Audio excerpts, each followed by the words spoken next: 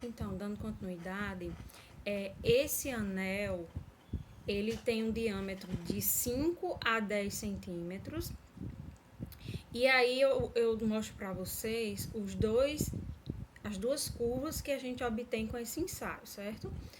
Temos a curva de tensão cisalhante versus tensão normal, onde vocês observam que esse par, né, de tensões normal e cisalhante, você vai obter diretamente no resultado do ensaio. Então, assim, esse par corresponde aos incrementos de tensão normal que você provoca no ensaio e a tensão de cisalhamento medida, né, correspondente. Então, você vai medindo o ensaio, as tensões normal e cisalhante, e vai obtendo esses valores. Lembrar que sempre que você for realizar essas medidas, é na situação em que você tiver que as propressões foram todas dissipadas, tá certo? Então, lembrar que sempre que você for medir, você tem que verificar isso. Outra coisa é o formato da curva. Vocês observam que a curva ela vai subindo, né? Até chegar num ponto máximo, que corresponde ao cisalhamento máximo, e depois ela vai caindo, certo? E depois que ela vai caindo, ela vai se horizontalizando, né? Até que chega um momento em que ela se torna totalmente horizontal. Essa tensão cisalhante, que é medida exatamente no momento em que essa curva se torna horizontal, quer dizer o quê? Que ela se torna um valor constante, né? Você observa que com o aumento das tensões normais, você observa um valor de tensão cisalhante constante. Essa tensão cisalhante constante se refere à tensão de cisalhamento que a gente chama de residual. É uma resistência residual que o corpo de prova adquire mesmo após ter atingido a tensão de cisalhamento máxima.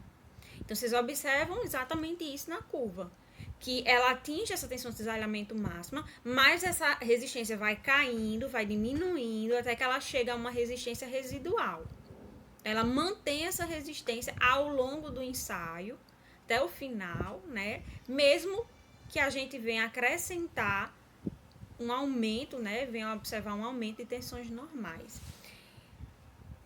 Outra coisa, o gráfico de baixo, ele vem apresentando o que acontece com relação às deformações, tá? Nós observamos que inicialmente, né, naquele instante em que você observar que a curva de tensão de cisalhamento vai subindo, né, ao passo que se aumenta a tensão normal, nesse trecho, até o momento em que ela atinge o valor máximo de resistência ao cisalhamento, você observa que há uma expansão inicial da amostra.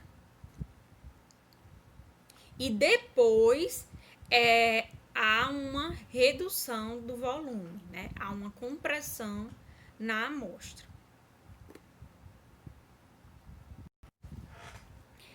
E aí vocês observam que no eixo da ordenada está marcado um DH. O que significa isso? Significa variação de altura que o corpo de prova está sofrendo. É exatamente essa variação de altura que vai indicar a variação de volume, né? Como eu disse a vocês, só ocorre deformações na direção vertical. E no eixo da abscissa, o que você observa? Um D, DMM. Esse D representa o deslocamento horizontal da amostra.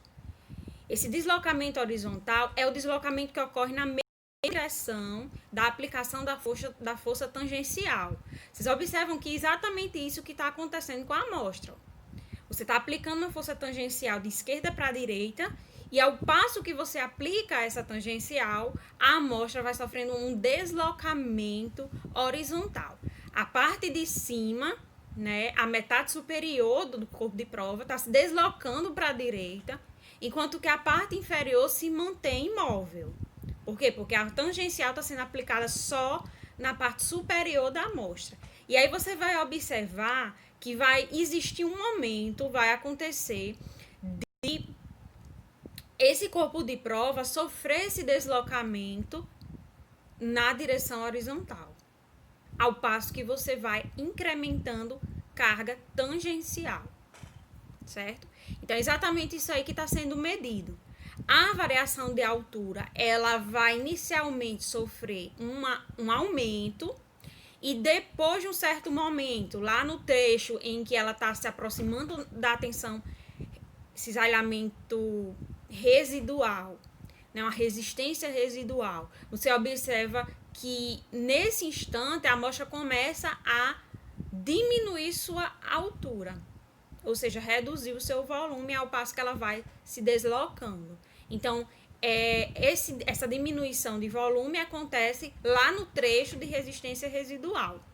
E o aumento de volume aconteceu no trecho de resistência ao cisalhamento máximo, né? Até com o aumento dessa tensão de cisalhamento até que você atingisse o máximo, certo? E aí ela vai reduzindo o seu volume depois que você atinge esse cisalhamento máximo. Eu espero que vocês tenham entendido. Qualquer dúvida, vocês perguntam no chat, tá? Então, só para fazer um resumo, gente, o ensaio de resistência ao cisalhamento do solo, no caso do cisalhamento direto, ele trata de determinar, sob uma específica tensão normal, você define uma tensão normal de ensaio, então você pretende determinar qual é a tensão cisalhante que vai ser capaz de deslocar o corpo de prova na direção horizontal, promover aquele deslizamento, né, da parte superior da amostra em relação à parte inferior. E aí você tem que determinar justamente qual é o valor de tensão cisalhante que irá promover esse deslizamento. Nós sabemos que a amostra está dentro de uma caixa bipartida e que uma caixa é deslocável em relação a outra caixa. Então, quando você conseguir realizar esse deslocamento, é o momento que o corpo de prova entrou na sua ruptura. Com relação às pedras porosas, elas têm o objetivo de permitir a drenagem do corpo de prova. Então, é colocada uma na parte superior e uma na parte inferior. Se for usada a técnica da drenagem, né, ela vai permitir essa drenagem. Então, tem alguns ensaios de cisalhamento não drenado, então a água vai ficar presa dentro do corpo de prova, não vai poder sair, tá? E o ensaio, ele pode ser feito sob tensão controlada ou sob deformação controlada. O que significa isso? Tensão controlada é que você especifica a tensão e você fica controlando o valor daquela tensão e observando as consequências. De deformação controlada é quando você especifica uma deformação. Então, quando atinge aquela deformação, você observa as consequências, né?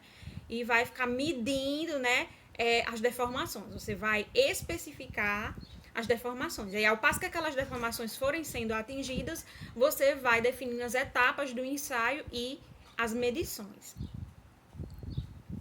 Então, aqui, esse slide é muito importante, que trata dos resultados do ensaio, que é o que vocês vão fazer nos problemas, né? Então, você vai realizar as leituras do ensaio e o que fazer com as leituras do ensaio? Você vai desenhar as curvas, tá certo? Além daquelas duas curvas que eu falei, que são o quê? A curva de tensão normal versus tensão cisalhante. Também temos aquela outra curva de variação de altura versus deslocamento na horizontal. Você também vai ter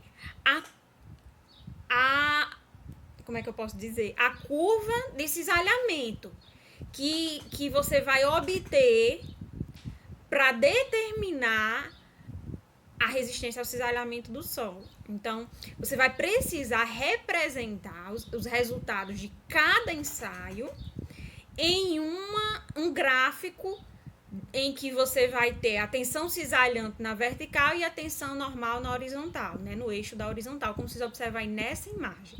Vocês observam aí vários X, né? O que significam esses X? Cada X representa o resultado de um ensaio. Porque aquelas curvas que eu mostrei anteriormente são as curvas do início do ensaio ao passo que o ensaio vai acontecendo até que ele termina. Então, você vai ter uma curva daquela por ensaio. Nesse slide aqui é diferente. Nesse slide, você vai obter um ponto correspondente a cada ensaio, tá certo? Você vai repetir esse ensaio várias vezes e vai definir um determinado ponto que representa cada um desses ensaios e vai marcar nesse gráfico, tá bom? Eu anotei aqui, ó. Você vai repetir um ensaio com outras amostras e vai obter um conjunto de pares de valores, que no caso você vai ter um par de tensões sigma e tal, correspondente a cada ensaio. Esse par de tensões, ele vai representar um ponto nesse par de eixos coordenados que vocês estão observando aí na imagem. E aí, quando você tiver esse par de tensões relacionados a cada um dos ensaios, você vai traçar uma reta. Essa reta, ela é obtida através de um gráfico de dispersão, ou você pode fazer a regressão linear, certo? E vai obter uma reta que vai se aproximar de todos esses pontos. Então, por exemplo, se você for fazer isso no papel milimetrado, você vai verificar qual que é o traçado da reta, que vai ser mais ou menos uma média em relação a todos esses pontos, certo? Tem aluno que faz por regressão linear, tem aluno que faz por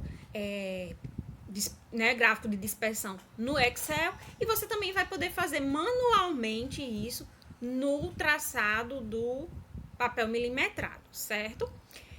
Após você definir essa reta, você vai determinar duas características da reta, que é a coesão, que seria esse intercepto aí vertical, né, na reta da cisalhante, que seria o momento em que a reta toca no eixo das ordenadas, e você vai também determinar o ângulo de inclinação da reta, que é o ângulo φ. O nome dessa reta é a envoltória de resistência do solo, também chamada da envoltória de Mohr-Coulomb, porque ela é a reta que representa a resistência dos solos e é aquela que a gente definiu na aula passada, né?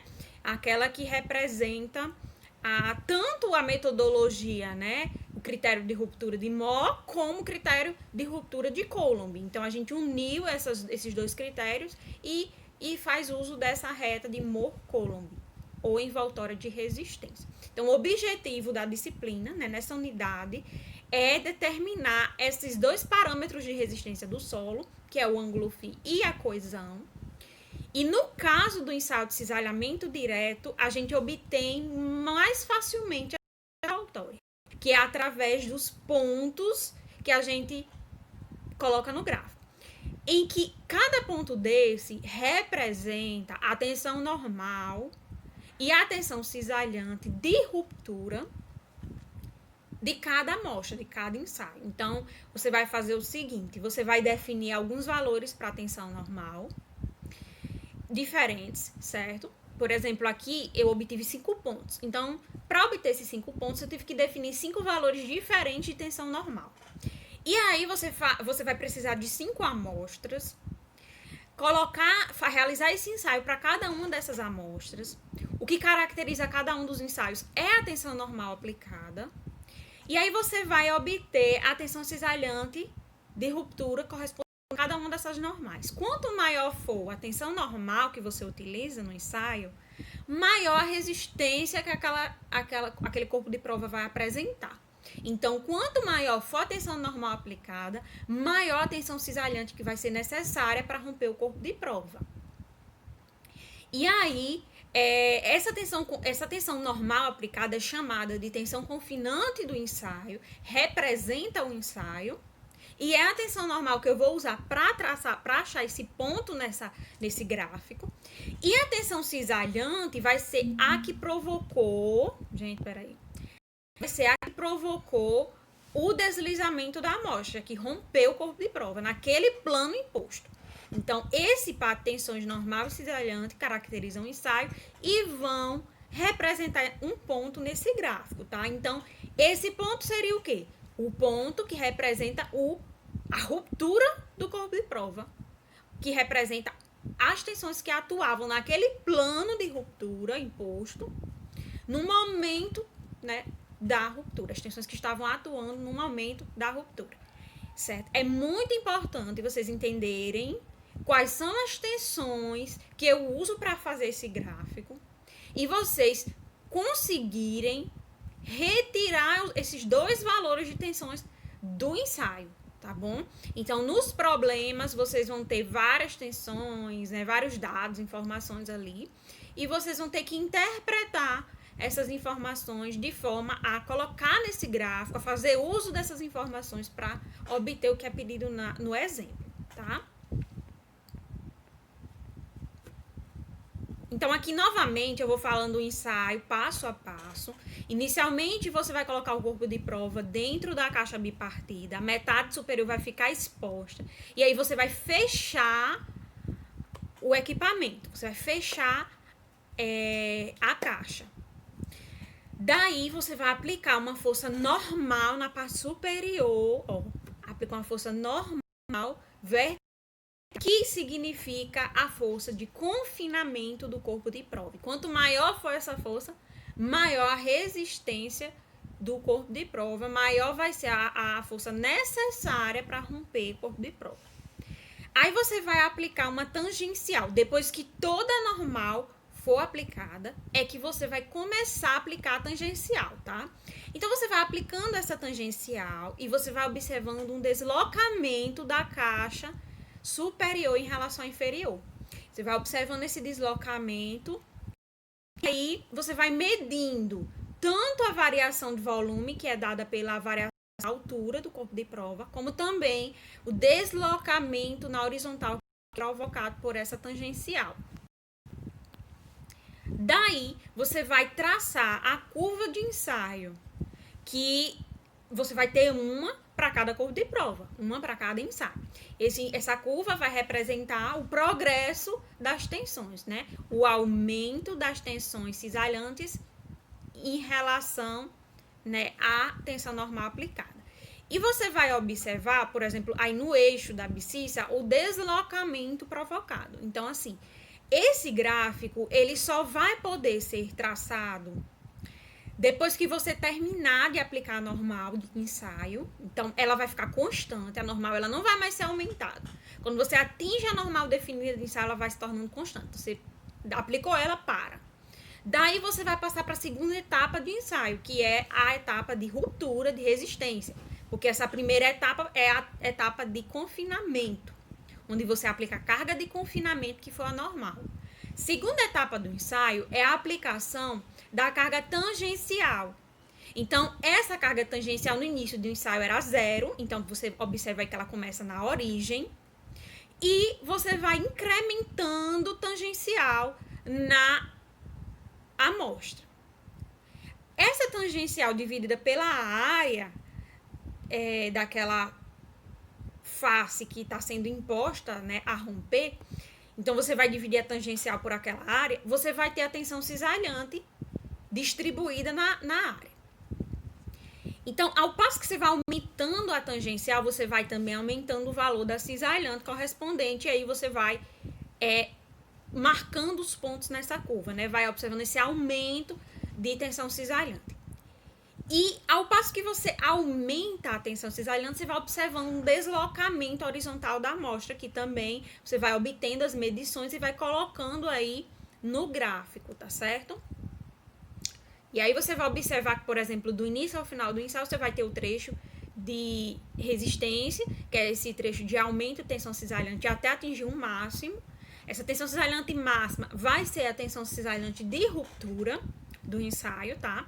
Ela vai reduzindo, depois de atingida a máxima, esse valor vai reduzindo na amostra, porque a amostra ela vai se deformando, ela vai se desmoronando, deslizando, né? As partículas elas vão se deslocando dentro da amostra, e aí elas vão manter uma tensão resistente residual, né? Que por mais que você tenha uma aplicação de tensão cisalhante atuando ali, você vai continuar tendo uma certa resistência residual. E aqui o gráfico de variação de altura versus deslocamento horizontal, que eu expliquei anteriormente, né?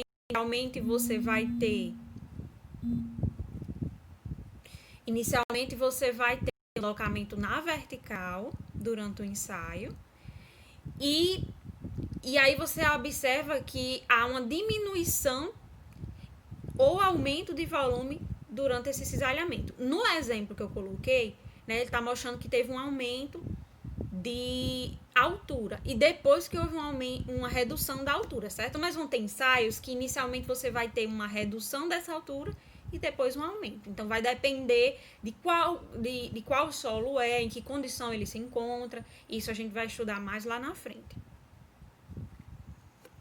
Por meio da realização de ensaios com diversas tensões normais, então você vai obter a envoltória de resistência, como eu falei para vocês. Não é possível a gente obter aquela envoltória de resistência só com um ensaio. Você vai ter que realizar vários ensaios, porque para traçar uma reta, você precisa no mínimo de 2 pontos. Mas como a gente observa que os pontos, eles não vão exatamente formar uma reta, vários pontos não vão formar uma reta, você vai precisar de vários ensaios para poder traçar uma reta média, certo? Fazer uma média da reta em relação a todos os pontos. O plano horizontal, antes da aplicação das tensões cisalhantes, é o plano principal maior. Com a aplicação das forças tangencial, ocorre uma rotação dos planos principais. As tensões são conhecidas apenas em um plano. Então, assim, nesse ensaio, a gente só consegue conhecer as tensões que atuam naquele plano imposto. Então, nós não sabemos quais são as tensões que atuam em outros planos, nem sabemos qual é o plano que rompe primeiro, por conta exatamente da situação em que o ensaio se encontra, né? Como é que ele acontece. Então, não tem como a gente conhecer. Por isso, é uma das características negativas desse ensaio. Por outro lado, existe uma vantagem nesse ensaio, que é que, ainda que se imponha que um cisalhamento ocorra no plano horizontal, ele pode ser precedido de rupturas internas em outras direções, como eu falei para vocês, né?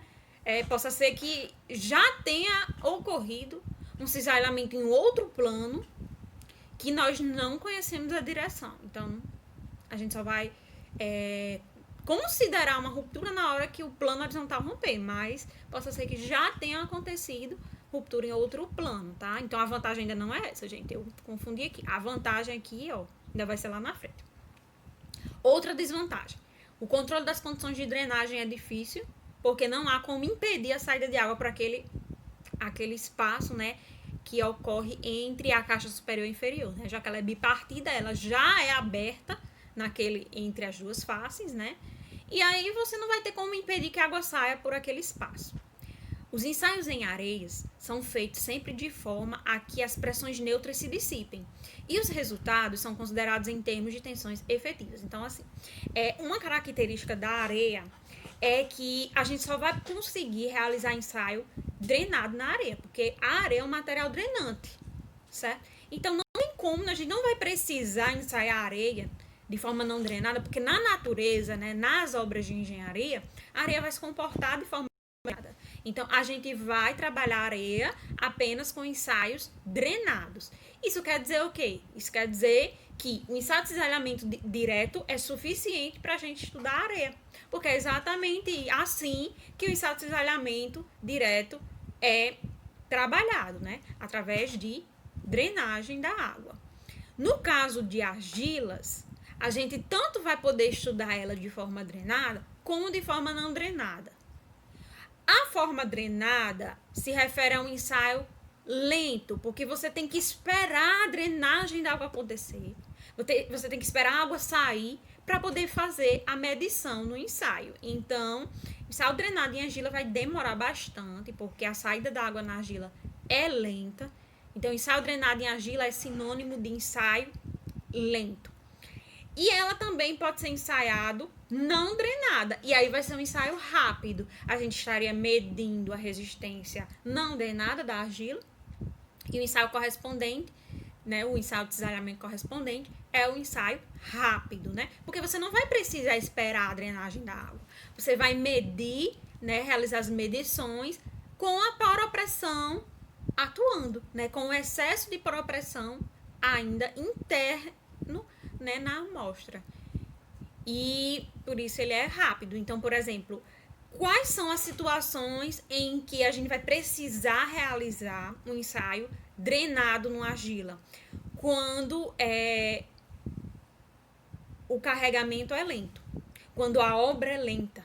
Então, se você realizar uma obra em uma argila, por exemplo, uma fundação de argila saturada, em que a obra é lenta, e aí você vai estar impondo na argila apenas a resistência ao cisalhamento drenado, porque você espera a poropressão dissipar, o excesso de poropressão dissipar, para poder você solicitar aquela argila. Então, você nunca vai solicitar ela de forma não drenada, porque ele é tão lento, a aplicação da carga na obra é tão lenta, a obra está sendo executada de forma tão lenta, que ela permite que haja essa eliminação do excesso de poropressão para poder você continuar a obra, né? Para você incrementar a carga na obra.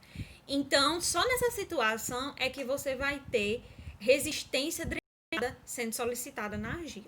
Mas na maioria dos casos, se trata de resistência não drenada, porque não se espera que ocorra essa drenagem na argila para você continuar a obra, né? Você vai executar a obra no tempo da obra em si, e aí esse solo vai adensar ao longo do tempo, esse tempo vai demorar. Então, uma obra rápida, né, de carregamento, de lançamento de carga rápida, ela vai solicitar a argila de forma rápida. Então, não vai esperar a dissipação de poropressão.